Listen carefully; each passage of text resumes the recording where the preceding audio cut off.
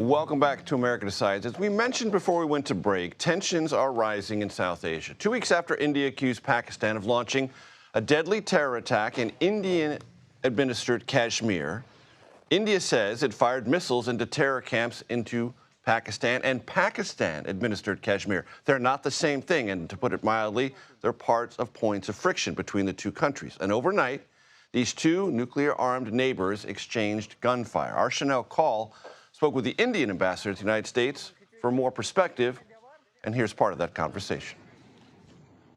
So, Ambassador, let's talk about what happened in the last 24 hours, because yesterday you said the Indian government is seeking de-escalation. Then, of course, overnight, Pakistan launched their own attack on India, and then India fired right back. So is de-escalation still on the table, or is India now at war with Pakistan? So what happened was, after we launched our attacks on these terrorist facilities in Pakistan and Pakistan-occupied Kashmir day before yesterday, at that time itself, we had made it very clear publicly, as also to our interlocutors in the US and the world over to our partners, that there was terrorist attack on India on 22nd April where innocent civilians were killed. We have carried out a response to that. That was the original escalation, original trigger. We have carried out our response to that day before yesterday. And we were clear that insofar as our response to terrorism is concerned, that part was closed at that time. Until, of course, we did say that if Pakistan chooses to carry out any further escalation into our territory in support of terrorists, I think yesterday what Pakistan did actually conveys a very clear signal to all of us and to the rest of the world that they actually stand with the terrorist, not with the rest of the civilized world. So when they did yesterday a small action to engage our military, we carried out a proportionate response to that. I'll repeat that, proportionate and measured response. That's what it was day before yesterday to the terror attacks, where we very deliberately and consciously excluded the military facilities, excluded the economic infrastructure, excluded the social infrastructure. We were very, very careful about that. We were very measured and responsible about what we did day before yesterday.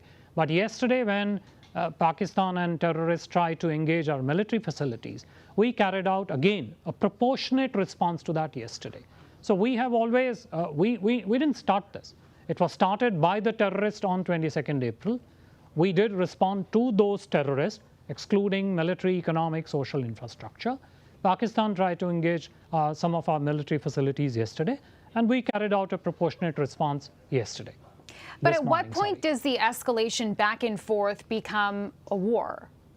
I think you have to ask those who carried out the original escalation. From our side, I have repeatedly mentioned, just now, that when we carried out our action day before yesterday, there was that degree of finality to our action to the extent it was aimed at the terrorist.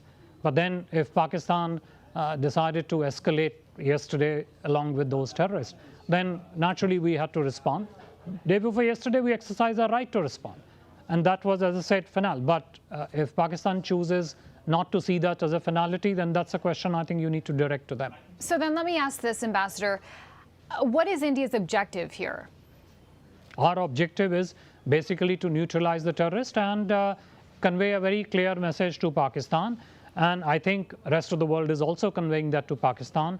This morning, we understand from a readout of Secretary Rubio's call with the Pakistani Prime Minister that they have also conveyed. They have called upon Pakistan to stop their support to the terrorist attacks from their soil. So I think our objective is very clear. Our objective is to hold terrorists accountable and bring justice to the victims. Our action day before yesterday was about bringing accountability to the terrorist and bringing justice to the victim. That's what it was about, and that's what is our objective. So, Ambassador, if the objective is to target the terrorist camps, the terrorist sites, are there more of these sites that India is aware of? Are more attacks imminent? Yeah. Look, I will not be able to speak to the operational details about what else is available with us and what exactly might happen in days and weeks ahead. But I will repeat, and maybe I'll add a point of amplification for you. Everybody seems to have a frame of reference in which escalation is a predominant aspect. People keep saying that Pakistan is denying that they ever were behind these.